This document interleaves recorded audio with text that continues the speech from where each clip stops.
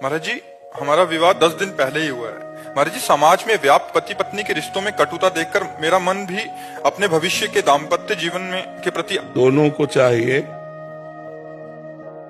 अवलो नसानी अबना न सही हो, इस शब्द पर ध्यान दीजिए। बॉयफ्रेंड गर्लफ्रेंड ये प्राय नए नए बच्चे बना लेते हैं, ना बनाया हो तो भगवान की बड़ी कृपा है, अगर बनाया हो तो एक दूसरे से बताना नहीं।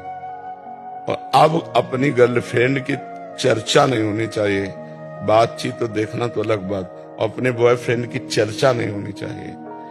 नया जीवन समझो ब्याह हो जाने, पीछे जो गलतियां हुई मतलब आप लोगों में ना होंगी, लेकिन जिनमें भी हो वो एक खटास वहीं से पैदा शुरू हो जाएगी। तो हमारे नए जीवन में खटास ना पैदा होने पावे, कटिंग कोई हमारी भावों की ना होने पावे, इसलिए हमको अपनी बात पूर्व जन्म की मानकर उसे छोड़ देना। अब नया जन्म क्या, अपनी पत्नी से अनुराग करे, अपने पति से अनुराग करे और एक दूसरे की घर गृहस्थी की गलतियों को क्षमा करे।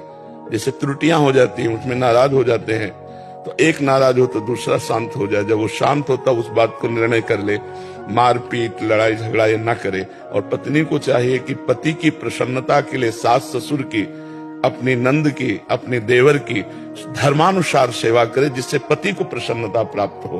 और पत्नी के लिए पति को चाहिए कि मेरी अर्धांग है, अर्धांग का मतलब जिससे मेरा आधा शरीर है, तो हम उसकी हर कामना की पूर्ति करें। और उसका हाथ हमने लिया है तो अगर वो 100 गलतियां भी करे हमारे सामने तो भी हम उसे क्षमा करके प्यार ही देंगे, डांट फटकार नहीं लगाएंगे, तो कभी विच्छेद हो ही नहीं सकता संबंध। अब जैसे ब्याह हुआ, कोई ऐसी हरकत दोनों के बीच में नहीं होनी चाहिए कि दोनों का मन मुटाव हो, कभी ऐसा नहीं होना चाहिए। एक दूसरे को फाइनल अपनी पूरी वृत्ति रख देनी चाहिए खोल के।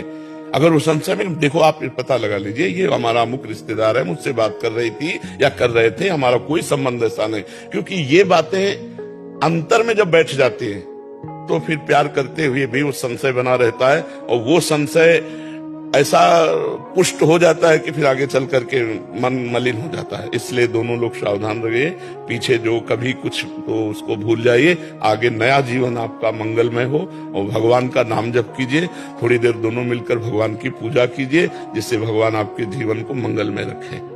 क्योंकि आराधना अत्यंत आवश्यक है।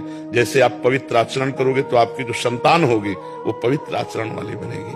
आप ही नींव हैं, आगे की जो हमारी पीढ़ी है उसकी नींव है। आप नाम जप करते हुए, भगवान का चिंतन करते हुए जीवन व्यतीत करेंगे तो आपकी संतान बलवान, बुद्धिमान, तेजोमय होगी। आप गंदे चिंतन, गंदा आचरण, गंदा व्यवहार, वैसे गंदे व्यवहार वाले बच्चे होंगे।